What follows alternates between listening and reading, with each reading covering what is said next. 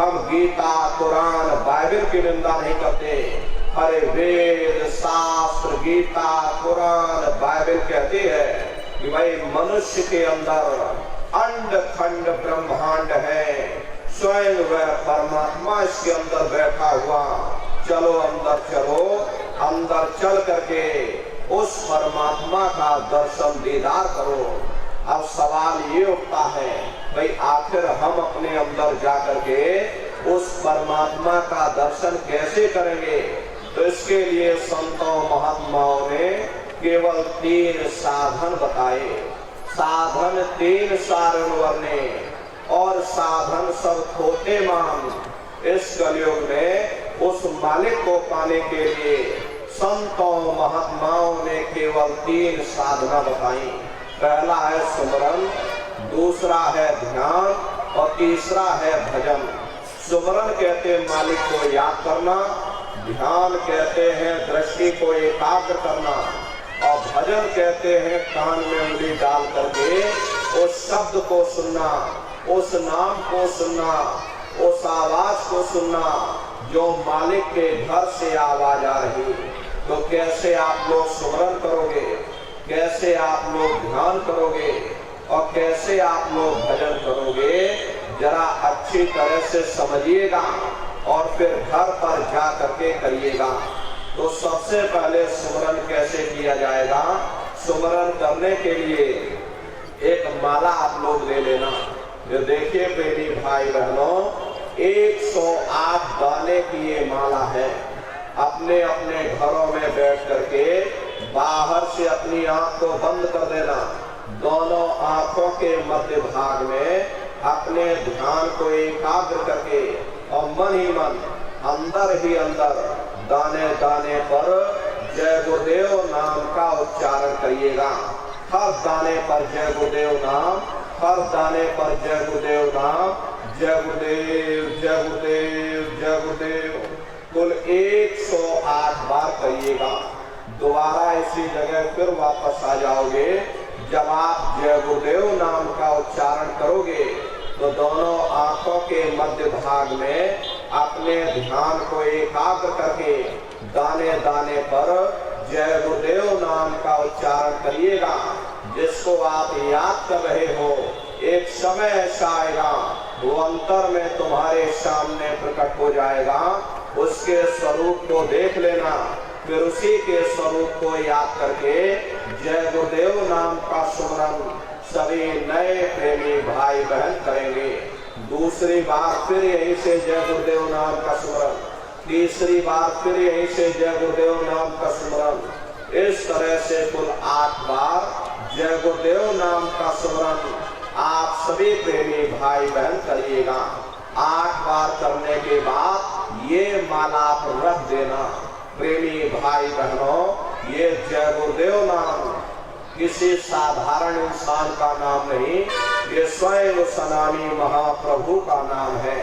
समय समय पर संत महात्मा अपने अपने समय पर आकर के अपनी साधना के द्वारा उस मालिक के नाम को सिद्ध करते हैं। जैसे कबीर साहब आए, उन्होंने साहिब नाम सिद्ध किया। गुरु नानक साहब आए, उन्होंने वाहिगुरु नाम सिद्ध किया। गोस्वामी जी महाराज आए, उन्होंने राम नाम सिद्ध किया। मीराबाई आई, उन्होंने गिरधर नाम सिद्ध किया। सूरदास जी महाराज आए, उन्होंने श्याम नाम सिद्ध किया। इसी तरह से हमारे गुरु महाराज जय गुरुदेव नाम सिद्ध करके गए। गुरु महाराज हमारे कहते थे, गए बच्चे बच्चियों, तुम इस नाम की परीक्षा ले करके देख लेना। जब कहीं तुम भारी मुसीबत में फंस जाओ, कोई तुम्हारा मददगार ना हो, या मौत के समय में जब डॉक्टर भी जवाब दे दे, उस समय बच्चा तुम 10 बार अंदर अंदर जय गुरुदेव नाम बोलना, मैं तुम्हारी मदद करूंगा। ये जय गुरुदेव नाम समय का जगाया हुआ नाम है। एक है, साध है, सब सद है, सब साध है, सब जाए। नए प्रेमियों के लिए ये रास्ता सरल से सरल किया गया, वरना बहुत से प्रेमी भाई बहन हैं अगर उनसे पूछा जाए कि जरा नाम रूप स्थान गाजे वाजे बता दो, वो तक भूल जाते। इतने पुराने हो करके आज तक याद नहीं कर पाए, बड़ा भारी दोष लगता है। इसीलिए नए जीवों के लिए ये रास्ता और सरल से सरल किया गया, ताकि चाहे बगैर पढ़े लिखे लोग हो, चाहे बूढ़े बुजुर्ग हो, चाहे बच्चे बच्चियां हो, आसानी से समझ सको और सुमरन ध्यान भजन कर सको। तो प्रेमी भाई बहनों, जय गुरुदेव नाम का सुमरन सभी प्रेमी भाई बहन करिएगा। अपने गुरु की उंगली पहले पकड़ लो, क्योंकि गुरु तुम्हारा सच्चा रहबर है, गुरु तुम्हारा सच्चा साथी है। गुरु बिन भाव निज तरह न कोई, गुरु के बगैर कोई भी जीवात्मा इस भव सागर से पार नहीं जा सकती। इसीलिए कहा गया कि गुरु गोविंदो खड़े ताके लागो पाए, और बलिहारी गुरु आपने जिन गोविंदियों बताई। महिमा उन्हीं की है जिन्होंने गोविंद को लखा दिया। गुरुर ब्रह्मा गुरुर विष्णु गुरुर देवो महेश्वरा, गुरुर साक्षात पार ब्रह्म, तस्मै श्री गुरुवे नमः। इसलिए प्रेमी भाई बहनों, साधना करने से पहले जय गुरुदेव नाम का सुमरन आप सभी प्रेमी भाई बहन करिएगा। सुमरन करने के बाद में फिर आप ध्यान पर बैठिएगा। दूसरा है ध्यान, और ध्यान कहते हैं दृष्टि को एकाग्र करना। कैसे आप लोग ध्यान करोगे, जरा अच्छी तरह से समझ लीजिए। अपने अपने घरों में पलथी मार करके बैठिएगा।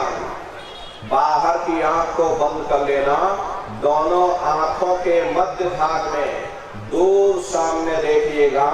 सामने आपको अंधेरा दिखाई पड़ेगा। बस उसी अंधेरे में एक जगह पर आप अपनी दृष्टि को एकाग्र करिएगा। होशियारी यही रहे, ये आंखों की पुतलियां हिलने न पाए।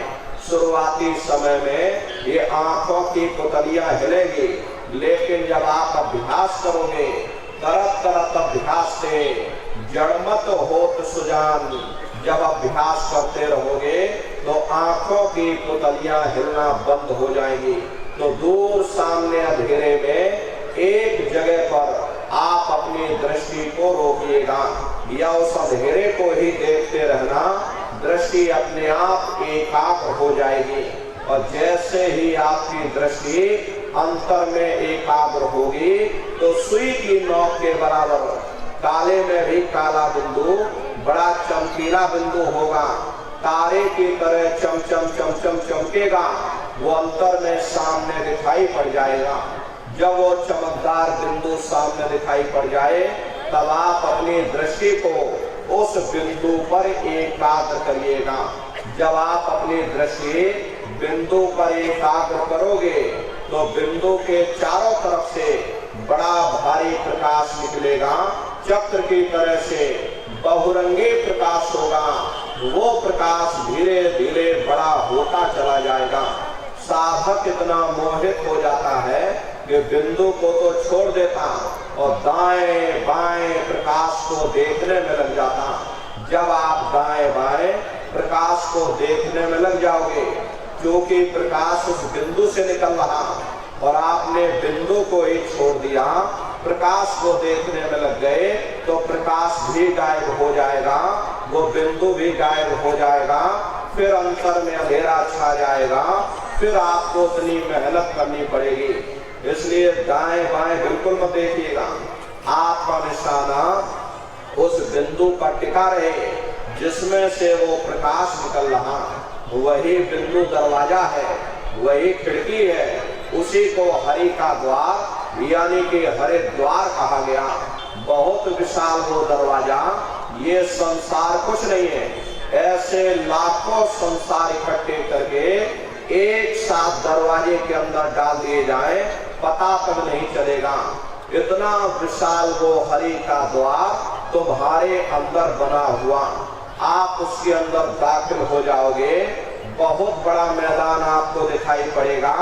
उसी मैदान में जाकर के खड़े हो जाओगे, तो सबसे पहले आपको अपने गुरु के स्वरूप का दर्शन होगा। वो आपकी उंगली को पकड़ करके आगे का सफर तय करेंगे। लेकिन प्रेमी भाई बहनों, गुरु के स्वरूप का दर्शन जब होगा जब आप जय गुरुदेव नाम का सुमरन करोगे। यदि आपने सुमरन ना किया तो जब आप उनको याद ही नहीं करोगे तो भला वो आपको दर्शन क्यों देंगे। और जब आपको दर्शन नहीं होगा तो आप आगे का सफर तय नहीं कर सकते। इसीलिए जय गुरुदेव नाम का सुमरन सबसे पहले आपको कराया जाता है। जब आप सुमरन कर लोगे, फिर जब आप ध्यान पर बैठोगे और जब दरवाजे के अंदर दाखिल हो जाओगे तो सबसे पहले उन्हीं के स्वरूप का दर्शन होगा। वो आपकी उंगली को पकड़ करके आगे का सफर तय करेंगे। तो यह है ध्यान करने का तरीका। एक बार फिर से समझ लीजिए कैसे ध्यान करना है। अच्छी तरह समझ लोगे तभी घर पर जा करके कर पाओगे। तो एक बार फिर से समझिए कैसे आपको ध्यान करना है। अपने अपने घरों में पलथी मार करके बैठ जाना, शरीर को टाइट मत करना। बहुत से प्रेमी क्या करते हैं कि ध्यान के समय अपने शरीर को बिल्कुल टाइट कर देते हैं। अब शरीर को आप टाइट कर दोगे तो शरीर आपका थक जाएगा और फिर शरीर ढीला पड़ जाएगा। इसलिए पहले से ही अपने शरीर को बिल्कुल ढीला छोड़ देना। जितना आराम से बैठोगे उतना आपके लिए अच्छा रहेगा। तो बिल्कुल ढीले बदन से बैठिएगा। आंखों को धीरे से बंद कर देना। इन आंखों पर भी कोई जोर मत देना। बहुत से प्रेमी क्या करते हैं कि जब ध्यान पर बैठते हैं तो अपनी आंखों पर जोर लगाते हैं ताकि जल्दी से दृष्टि एकाग्र हो जाए। तो जोर लगा करके देखते हैं। यदि आप अपनी बाहरी आंखों पर जोर लगाओगे तो आंखों की पुतलियों में दर्द होगा। फिर आप अपनी बाहरी आंखों को खोल दोगे। इन बाहरी आंखों का यहाँ पर कोई मतलब नहीं है। जैसे सोते समय धीरे से आंख को बंद करते हो, ऐसे धीरे से आंख को बंद कर लेना। अंतर में सामने देखिएगा, सामने आपको अंधेरा दिखाई पड़ेगा। बस उसी अंधेरे को आप देखते रहिएगा। एक टक होकर के सामने अंधेरे को देखते रहना। उस समय किसी के बारे में सोचना नहीं, किसी के बारे में विचार मत करिएगा। ये विचार करने की आदत हमारे अंदर पहले से पड़ी हुई है। जब भी ध्यान पर बैठेंगे बस आंखों को बंद कर लिया और किसी न किसी के बारे में सोचते रहेंगे, मन में विचार करते रहेंगे। ये विचार ही ध्यान में बाधक बन जाते हैं। कोशिश ये करना कि ध्यान के समय मन में कोई विचार न आने पाए। निर्विचार हो करके और शरीर को बिल्कुल हिलाना डुलाना नहीं, शून्य हो करके सामने अंधेरे को देखते रहो। इतना ही काम आपको करना है। सामने जो अंधेरा दिखाई दे रहा, बस उसी अंधेरे को आप देखते रहना। देखते देखते देखते देखते आपकी दृष्टि अंधेरे में रुक जाएगी। और जैसे ही आपकी दृष्टि उस अंधेरे में एकाग्र होगी तो सुई की नोक के बराबर काले में भी काला बिंदु, बड़ा चमकीला बिंदु होगा, तारे की तरह चमकेगा। वो अंतर में सामने आपको दिखाई पड़ जाएगा। जब वो चमकदार बिंदु सामने दिखाई पड़ जाए तो प्रेमी भाई बहनों, आप अपनी दृष्टि को उस बिंदु पर एकाग्र करिएगा। शुरुआती समय में वो बिंदु आएगा फिर गायब हो जाएगा। कभी दाईं तरफ चला जाएगा, कभी बाईं तरफ चला जाएगा, कभी ऊपर जाएगा, कभी नीचे जाएगा। तो साधक ये सोचने लगता है यह बिंदु कहाँ गायब हो गया। तो अपने आंखों की पुतलियों को अंदर ही अंदर दाएं बाएं घुमा करके देखने लगता है कि बिंदु कहाँ गायब हो गया। प्रेमी भाई बहनों, आपको अपनी आंखों की पुतलियां नहीं हिलानी। बिंदु गायब होता है, हो जाने देना। आपका ध्यान सामने रहेगा तो वो बिंदु फिर आपके सामने आ जाएगा। जब बिंदु सामने आ जाए तो फिर अपनी दृष्टि को उस बिंदु पर एकाग्र करिएगा। जब आपकी अपनी दृष्टि बिंदु पर एकाग्र हो जाएगी तो वो बिंदु फट जाएगा, वो दरवाजा खुल जाएगा, ये शिव नेत्र खुल जाएगा, ये दिव्य दृष्टि खुल जाएगी और आप दरवाजे के अंदर दाखिल हो जाओगे। एक बार प्रेमी भाई बहनों ये दिव्य दृष्टि खुल जाए, फिर क्या भूत क्या भविष्य और क्या वर्तमान कोई भेद आपसे गुप्त नहीं रहेगा। लाखों वर्ष पहले क्या हुआ था, भविष्य में क्या होने वाला है, आप बैठ करके ध्यान में सब कुछ देख सकते हो। तो यह है ध्यान करने का तरीका। तीसरा है भजन। गाने बजाने का नाम भजन नहीं है, नाच गाना ढोल मजीरा का नाम भजन नहीं है। भजन कहते उस रूहानी आवाज को सुनना जो 24 घंटे तुम्हारे अंदर गूंज रही। तो कैसे आप लोग भजन करोगे, जरा अच्छी तरह से समझ लीजिए। ये आंख और कान को बंद करिएगा, दोनों उंगली कानों में डाल करके ये कानों को बंद कर लेना। कान इसीलिए बंद किए जाते हैं ताकि बाहर की कोई आवाज हमको सुनाई ना पड़े। अपनी सुविधा से बैठिएगा, कुर्सी पर चाहे कुर्सी पर बैठ जाओ, सोफे पर चाहे सोफे पर बैठ जाना, या कोई तकिया इस तरह से रख लेना और दोनों कोहनी यहाँ रख करके दोनों उंगली कानों में डाल करके ये कानों को बंद कर लेना। बहुत सी हमारी माताएं बहनें हैं, बूढ़े बुजुर्ग हैं, आपके घुटनों में दर्द होता है, रीढ़ की हड्डी में दर्द होता, आप बैठ करके भजन नहीं कर पाते हो तो आप लेट करके भजन करिएगा। ऐसे सीधे लेट जाना, लेटे लेटे आंख और कान को बंद कर लेना। मतलब तो आंख और कान को बंद करना है, चाहे आप लेट करके करो या चाहे आप बैठ करके करो। यही कहा गया कि आंख कान मुख बंद कराओ, अनहद झिंगा शब्द सुनाओ। यानी पहले अपनी आंख को बंद करो, अपने मुख को बंद करो, दोनों उंगली कानों में डाल करके ये कानों को बंद कर लो और ऊंचे से ऊंचा ध्यान दे करके गौर से आवाज को सुनने की कोशिश करो। प्रेमी भाई बहनों, जब आप अपने कानों को बंद करके अंतर में गौर से आवाज को सुनोगे तो आपको ऐसा अनुभव होगा कि कहीं सीटी जैसी आवाज हमारे कानों में गूंज रही है। इस तरह से सीटी जैसी आवाज शुरू में आप सभी को सुनाई पड़ेगी। करना कुछ नहीं है, लेटे हो चाहे बैठे हो, बस आप उस आवाज को सुनते रहना और सुनते सुनते उसी में लीन हो जाना। जब आप उसमें लीन हो जाओगे तो कुछ समय बाद में दोबारा आपको अनुभव होगा कि कहीं बड़ी दूर से एक महीन आवाज, घंटे और शंख की आवाज हमारे कानों में बज रही है। जैसे मंदिरों में घंटियां बजती हैं, टन टन टन। प्रेमी भाई बहनों, तो बाहर तो आपने नकल किया। महात्माओं ने कहा था भाई शरीर तुम्हारा सच्चा हरि मंदिर है, इसी हरि मंदिर के अंदर वो घंटे शंख की आवाज 24 घंटे गूंज रही। उसी घंटे शंख की आवाज को महात्माओं ने शब्द कहा।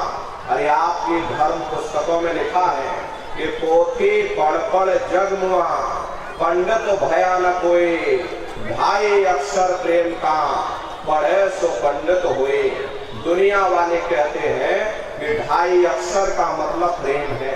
अरे प्रेम नहीं है, प्रेम में तो मात्रा लगी हुई। यहाँ पर जिस 2.5 अक्षर का वर्णन उन महात्माओं ने किया वो है शब्द, सा आदा बा और दा। उसी शब्द को महात्माओं ने नाम कहा। कलयुग केवल नाम यधारा, सुमेर सुमेर नर उतर ही पारा। कलयुग में केवल नाम का आधार है, वो नाम तुम्हारे अंदर 24 घंटे गूंज रहा। तो उसी घंटे शंख की आवाज को महात्माओं ने शब्द या नाम कहा। उसी को मुसलमान फकीरों ने कलमा कहा। उसी को ईसा मसीह साहब ने वर्ड या लागस कहकर याद किया। उसी को गुरु नानक साहब ने अनहद वाणी कहकर के याद किया। चीन में जो महात्मा हुए उन्होंने इसको ताओ कहकर याद किया और हिंदू महात्माओं ने इसे देववाणी आकाशवाणी कहकर के याद किया। उन अलग अलग महात्माओं ने अपनी अपनी भाषा में हम लोगों को समझाने की कोशिश की कि भाई वो घंटे शंख की आवाज तुम्हारे अंदर 2400 घंटे गूंज रही, वो आपको सुनाई पड़ेगी। लेकिन शुरुआती समय में आपको ऐसा मालूम पड़ेगा कि कहीं बड़ी दूर पर घंटियां बज रही, टन टन टन, लेकिन सुनाई हरेक को पड़ेगी। प्रेमी भाई बहनों, जब घंटे शंख की आवाज आपको सुनाई पड़ने लग जाए तब आप उस आवाज को पकड़ लेना, उसको आप सुनने लग जाना। जब आप उसको सुनने लग जाओगे तो वो आवाज धीरे धीरे बढ़ना शुरू होगी और बढ़ते बढ़ते इस कदर बढ़ेगी कि आपके रोम रोम में घंटे और शंख की आवाज गूंजने लग जाएगी।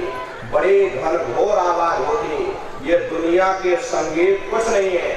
जब आप उस रूहानी संगीत को सुनोगे इतना भारी आनंद आपके ऊपर छा जाएगा, इतनी खुशी आपको होगी, ऐसा नशा आपके ऊपर चढ़ जाएगा, इतना आप उस आवाज में खो जाओगे कि आप सारी दुनिया को भूल जाओगे। हरे प्रेमी भाई बहनों, शंकर भगवान को वही नशा चढ़ा था। शंकर भगवान कोई गांजा भांग नहीं पीते थे। ये तो हमने आपने शंकर भगवान को भी बदनाम कर दिया कि शंकर भगवान गांजा भांग पीते थे, चलो हम भी गांजा भांग पिएंगे। लेकिन नन्नारियों, शंकर भगवान ने कभी गांजा भांग नहीं पिया। शंकर भगवान जिस नशे में लीन रहते थे वो नाम का नशा था, वो ध्यान का नशा था, वो भक्ति का नशा था। जब आप उस आवाज को सुनोगे तो आपको भी वो नशा चढ़ जाएगा, क्योंकि उस आवाज में चुंबक है। जब आप उस आवाज को सुनोगे तो वो आवाज आपको अपनी ओर खींचेगी और जब खिंचाव होगा तो जीवात्मा का फैला हुआ प्रकाश 9 द्वारों से सिमटने लगेगा। अब ये 9 द्वार कौन कौन से हैं? देखो प्रेमी भाई बहनों, अच्छी तरह से समझिएगा। अरे बहुत बड़ा विज्ञान है।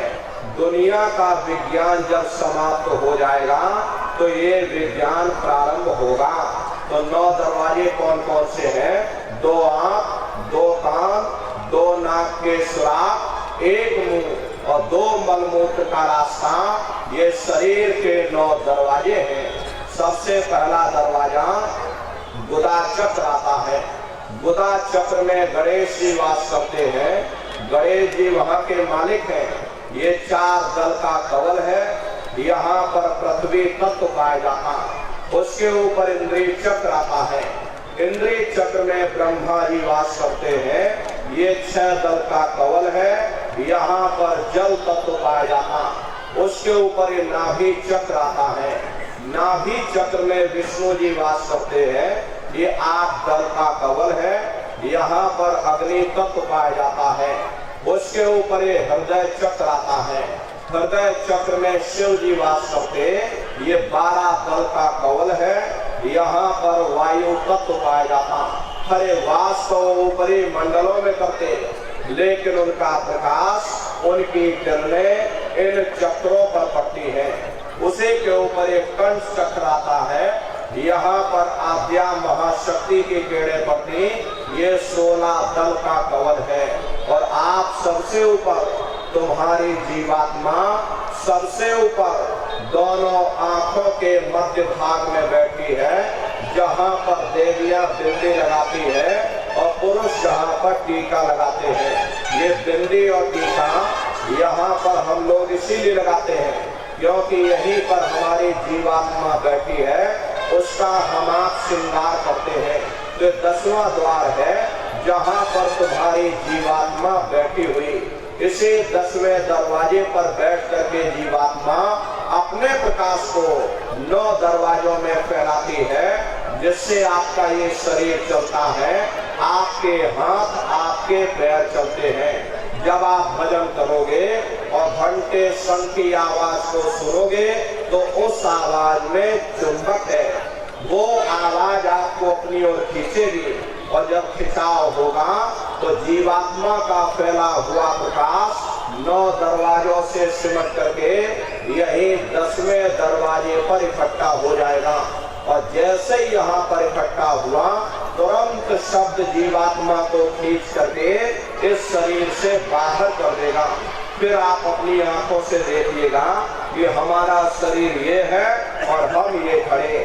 आप अपने शरीर से अलग हो जाओगे। जैसे चिड़िया होती है, चिड़िया घोंसले से निकल करके आसमानों की उड़ान भरती है और शाम को फिर अपने घोंसले में आ जाती है। ऐसे ही तुम्हारी जीवात्मा इस शरीर रूपी घोंसले से निकल करके ब्रह्मांडों की सैर करेगी, देवी देवताओं के दर्शन करेगी, राम और कृष्ण के दर्शन करेगी और घूम करके फिर अपने शरीर रूपी घोंसले में वापस चली आएगी। हरे प्रेमी भाई बहनों, ये ब्रह्मा विष्णु महादेव जिनकी सारी दुनिया पूजा करती है, आप सभी लोग ब्रह्मा विष्णु महादेव की पूजा करते हो, लेकिन कभी तुमने विचार नहीं किया भाई जिनकी हम पूजा कर रहे आखिर ये है कौन, ये कहाँ पर रहते हैं, ये क्या काम करते हैं। हरे